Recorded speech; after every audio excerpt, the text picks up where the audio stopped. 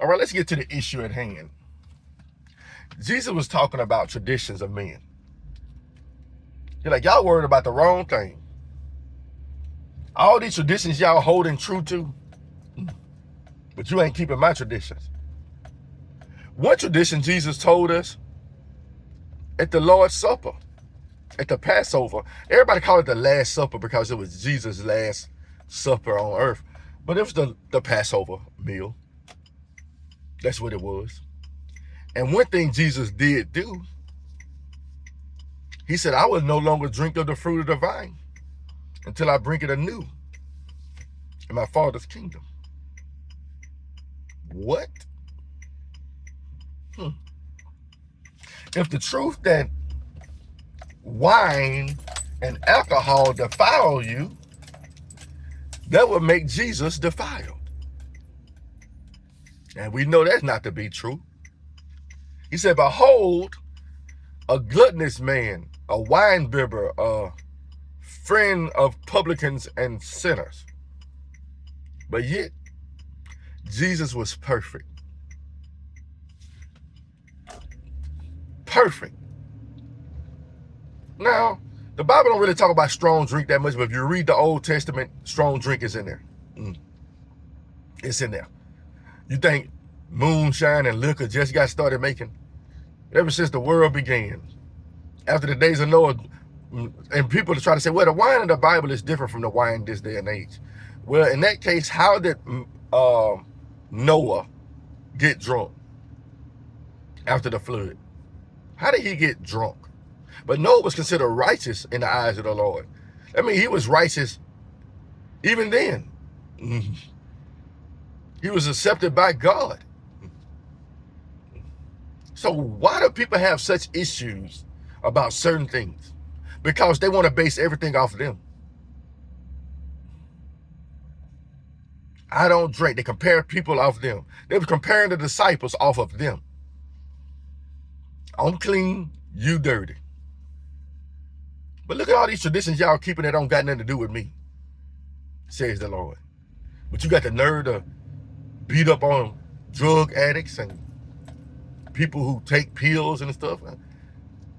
But as people get older, they take medications too. And those medications might influence them some kind of way. They still take it. They still take it. Lisinopril is a high blood pressure pill. Kills many people. Has killed many people. People still take it because the doctor said it's okay. But it didn't kill many people, just like any other pill has killed many people. If you overdo anything, you can die from it.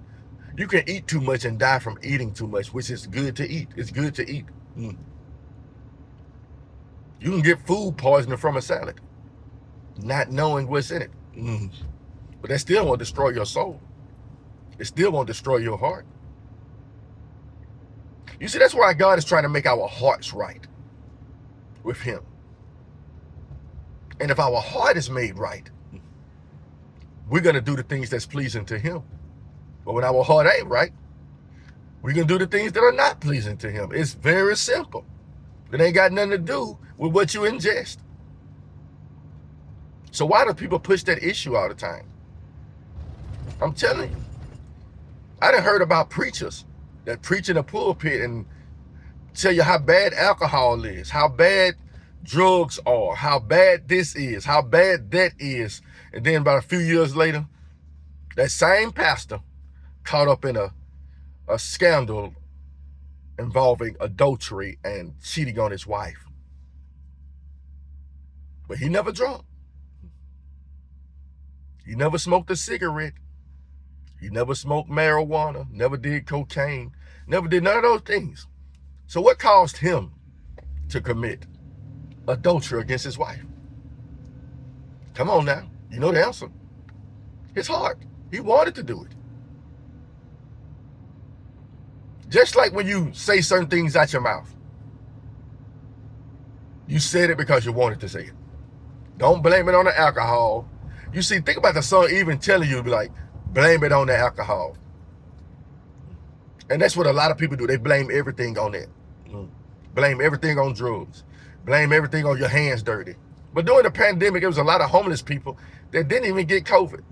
And I watched it. I saw some people, they were dirty, unclean, unwashed, eat food out of the trash can and still alive. How is that possible? They ain't had no mask on. They ain't had no Germex. They couldn't put on plastic gloves, but they still survived. And then some people got the shot, and you thought they were completely healthy, and they died. Died. You know, like, I don't like take flu shots or nothing. I don't. You know, years ago, I was diagnosed with high blood pressure. I was about in my 20s at the time. I'm like, I'm kind of too young to have high blood pressure. But then I started thinking about the things I was doing and the lifestyle I was living. Eating wrong, over drinking, overindulging in a lot of things, not caring. God told me to start eating right. But I was taking the lisinopril and it started making me feel some type of way. So I stopped taking it. Then I started hearing about lisinopril killing folks. I try to put my trust in God in regards to a lot of things. I'm not saying doctors are not beneficial. Doctors are great. God gave them gifts. But God is also a healer. And we want healing. And one thing I notice about pills and stuff like that, they don't necessarily heal you. Like, if you see what most aspirin are caffeine and some other things, but, well, so in that case, I can just drink a Coca-Cola. And maybe sometimes you get headaches because there's something else wrong in your body. That's why some people can take migraine medicine for their headaches, but their headaches never go away. The doctor don't know everything, but God knows everything. God can fix everything. He can make everything right. And also God knows your heart. Just like I was talking about, you set up your idols in your heart. He said idolatry comes from the heart. Fornication comes from the heart. Adultery comes from the heart. Covetousness comes from the heart. Homosexuality comes from the heart. Fornication, the heart. To get drunk, the heart. You know, think about it. I know people today that drink, be like, I'm finna get drunk today. And I did it too. I'm finna get drunk today. So think about that. You already set your mind on getting drunk. You go to a buffet. I'm finna eat so much food today. At this buffet, I'm finna eat so much. The food didn't make you eat it. You wanted to eat it. The alcohol don't make you drink it. It's not like you go to the liquor store and it's a spirit in there. Buy me. What? Really? I'd be scared to go anywhere. In that case, if alcohol got a spirit, that means Coca-Cola got a spirit in it. That means Sprite has a spirit. That means Starbucks coffee has a spirit in it. That means the food you eat got a spirit in it. It might have once had a spirit when it was alive. But once that animal get cut open, it's meat indeed. There's no spirit in that. There's no spirit in nothing from outside. Only things that has a heart and a soul, human beings, probably animals.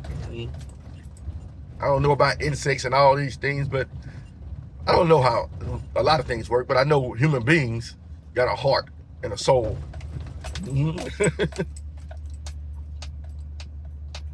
And I'm not talking about your physical heart. I'm talking about heart, your heart. You see, when you read that, you can't talk about it. He's not talking about a physical heart. He's talking about you. Talking about me. There's nothing that you can take in that make you do something, according to Scripture. Nothing. Why is this so hard to buy, to believe? And like, I'm like thinking to myself, when I first started reading this Bible, I'm like, what? So let's get to drinking. Let's say your heart. Listen closely. Let's say you're somebody that loves God. Love him. You read your word. You study his word. You try to do the things that's pleasing to him. And you start drinking. And God is always on your mind. God is always on your heart. So let's say you drink. What's going to come out your mouth? What's on your heart? It's very simple. You know, a drunkard can actually be drunk. That's the sin, drunkenness, and still be talking about God. Still proclaiming the good news. But he can't tell nobody you need to stop drinking because you're drunk. Because you're drunk. Now you're going to tell somebody to stop. Pull the speck out. In order to pull the speck out your brother's eyes, you must first pull the plank out of your own eye. Does any of this ring a bell? You got people who never drunk a drink in their life and telling you it got a spirit in it. Well, read the word. You see, the Bible has every answer to every question you can possibly have. It may not come like you think, like Google, but it's an answer in there to every situation. You know, I know some people that get happy, that are happy when they drink. Happy. I'm talking about super happy. Most likely they were already happy. I know some people who when they drink, they get mean. But the truth is, they were already mean. I know some people that drink and they get hypersexual. They were already hypersexual. I know some people when they drink, they start lying. They already liars. Do you understand, people? The word does not lie. Women lie, men lie. I know what you're finna say. Alcohol is bad for you. I was in the military. You know, you can drink so much water, you can flush all the nutrients out of your system. Water. You can drink too much water and drown yourself inwardly. Water. Pure thing. Or you think a pork chop will make you evil. Or some shrimps. Or crawfish. You see, one thing I had to start to understand about the Old Testament and the rules and regulations that God put in place in the Old Testament, it was obedience. And you got to think about it. During those time periods, they didn't have refrigerators. They didn't have all this. I don't know. I'm theorizing right now. But like he even told you where to use the bathroom. How to use the bathroom, because they didn't have no plumbing. Now we got refrigerators. We got ice. We got all kind of things to keep our food fresh. God knew this. God knew the time was going to change. How did he know that? That's why he said that he had his son prepared for the changing of the times. Ain't that amazing that we serve a God that know the past and the future? He know how the things going to be in the future. He know how things were going to be back then. And he give rules and regulations according to what he already knows. Ain't that amazing? So when your preacher come up there and try to tell you the reason why you the way you are, addiction is addiction. That's all you need to understand. Addiction is addiction. And it got something to do with something that goes on inside. That's why I had a guy that worked with me a few years ago. Last year. The beginning of this year. I remember I was talking to him and he was like, he take meth. He said he take meth. And he was like, he was in jail. And he was like, when I get out, I'm going to take it again. I'm like, why? He was like, I want it. I want this. And he wanted. And a coworker of mine said they ran into him and he's back on it. He's back on it. He wanted. Something convincing him that he wanted. It's spiritual. It's something internal that makes you want to overdo something. You see, Jesus had perfect self-control. Perfect self-control. That means Jesus knew exactly the stopping point. That means Jesus could sit there with a bottle of wine on the table and drink it perfectly. And he's trying to teach us to do the same. Because he told us to drink, he encouraged us to drink. In the Bible, he said, drink a little wine for your often infirmities. And then you got some preachers like, well, we don't drink wine, we drink fruit juice. Because there was fruit juice they were drinking in the Bible. Wrong again. If you read the story about the first miracle act that Jesus performed, what was it? Turning water into wine. You didn't hear Jesus say, hey, y'all don't need to drink no more of these spirits. Did you hear Jesus say that? Man, this spirit, when his mama came in there, hey, Jesus, we out of wine. He's like, woman, my time is not yet come. Then he was like, tell me we're gonna be two big super gallon drums. We'll fill them with water. And Jesus said, let the wine continue. Now, it was up to every soul there to know how to handle their alcohol. Their wine, it was a wedding. It was a feast. He said, normally they save the good wine. I mean, they drink the good wine first. And after people have well drunken, what was he saying? After they have well drunken, after they done got a little buzz, then you give them the cheap stuff. He said, this is the best wine for last. New wine. You see, Jesus makes life better. He's not trying to make you miserable. He's not trying to put standards on you. He's getting you to know yourself and get to know him in your heart. And he'll let you know how to operate in this world. He said, the heart of man is wicked. The heart of man is always set on doing evil. There is none good, no, not one, says the Bible. So in order to be made right and know how to maneuver through this world, we need Jesus to fix our heart. They get our heart right. If we get our heart right, we won't want to fornicate. We won't want to overindulge in alcohol. We won't want to do things that are pleasing to God. And one thing that's not unpleasing to God is drinking. Overindulgence, yes. And that goes for anything. Like take marijuana. They say marijuana has health benefits too. Fentanyl do too. And fentanyl is a big issue right now. But they give people fentanyl in the hospitals. But if you take it wrong, it can kill you. And that goes with anything. Too much of anything can kill you, except too much of God. I don't think you can ever get too much of the Holy Spirit. That's the only thing you can never have enough of.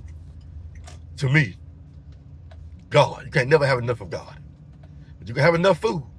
You can have enough wine. You can have enough sex. You can have enough, you understand, enough materialism. What you think covetous mean? More, more, more. But according to the Bible, you can have enough. You can be content with things you just have. You can get, God can bless your house and you got the sofa you wanted. You got the dining room table you want. You got the refrigerator you wanted. You got the stove you wanted. You got the microwave oven you wanted. You got the bedspread you wanted. You got the dressers you wanted. And you're like, okay, that is enough. Look at that. No wrong, no harm, no foul. God said, I give you the desires of your heart. But if your heart want to desire more than what you need, or if your heart is desiring evil things, he'll give you over to that desire. He said, I'll give you over to your desires. And it's got, again, it has nothing to do with what you ingest or why eating with dirty hands. Like I said, I was in the military. I ate with dirty hands plenty of times because I was hungry and I needed something to eat, and I ate it. Just like if you give somebody some food to a homeless person, you give them Germ-X too, they probably they'll start eating it right then and be good. Why am I talking about this video? Why am I talking about this? Because Jesus talked about it. And also, there are traditions out there that go against God. And they do them. But then they'll get up there in the pulpit and tell you everything that's wrong. Alcohol is wrong. Drugs is wrong. They got a medicine cabinet full at the house. All this stuff is wrong. But Halloween is right. That's wrong. That's wrong. But celebrating Jesus' birthday on December the 25th, which is a lie, is right. That's wrong. But keeping this Easter tradition is right. And you want me to follow you. I'm not going to follow you. I'm not going to follow anybody like that. When you read the word, you know more. And to whom much is given, much is required. You know more. He said, you need not that any man should teach you. Men especially, y'all need to read the Bible for yourself and understand the will of God. You got to think about it. Why in the qualifications for a bishop did he say this? Be not given to wine. He didn't say don't drink wine. He said be not given to it. And then for the deacon, he said be not given to much wine. He said be sober-minded. So you mean to tell me you can drink a glass of wine and still be sober? Yes. So what are you trying to do when you're drinking? And it's Friday now.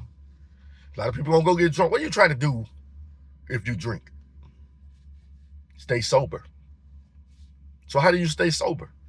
Self-control. How do you stop from doing sexual sins and all this stuff? You pray to God and ask him to fix your heart. Because your heart is evil. You evil. If your heart is made whole, you are made whole. It's not got nothing to do with what goes from inside. And I told you, fornication. Fornication got something to do with sanctification.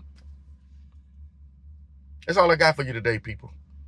I had a rough morning this morning, but it always feels better when I get in this vehicle and spread the gospel. You know, a lot of people, they gotta accept this. Well, that's not what it means. Read the New Testament, and it'll tell you what it means. Everything has an answer. One thing about the Bible, it don't just put one instance in there, it'll put it in again. He said some weak in faith believe they can only eat certain things, but some strong in faith believe they can eat more than what the other person can eat. Now think about when the last times come. There gonna be people like, man, I don't eat that. I don't eat. God's trying to prep you now. God is trying to prep you for the end times. I don't eat that. I don't eat that. You're gonna starve to death. But knowing I can eat anything, I'm not finna starve. You know, what's considered food. Do you understand what's considered food? You can eat what's considered food. I'm not finna starve because I'm so a picky eater. But you know, I learned that from the Bible, so I try anything. He told the apostles, eat what's set before you, answer no questions. So that means the apostles go to somebody's house, they weren't looking like, wow, is that pork? He said, eat what's set before you. Don't ask no questions. Just eat it. Pray over it. That's all I got for you, people. Have a blessed Friday. Now just think about the traditions. There's a lot of traditions out there, and God has his traditions. But why don't we keep his traditions and embrace the world's traditions? Ask yourself that question. Ask your pastor about the feast days. I don't even do them. And that's the thing. I'm trying to learn. I'm trying to go to a church that try to institute it. But I sure go to a church that institute Halloween. I sure go to a church that institute Valentine's Day, Easter, all these other days, but none of them instituting God's traditions. I find that kind of odd, but you would sit up here and say you don't need to be drinking because the drinking is an evil spirit. Okay, anyway. Have a blessed day, people.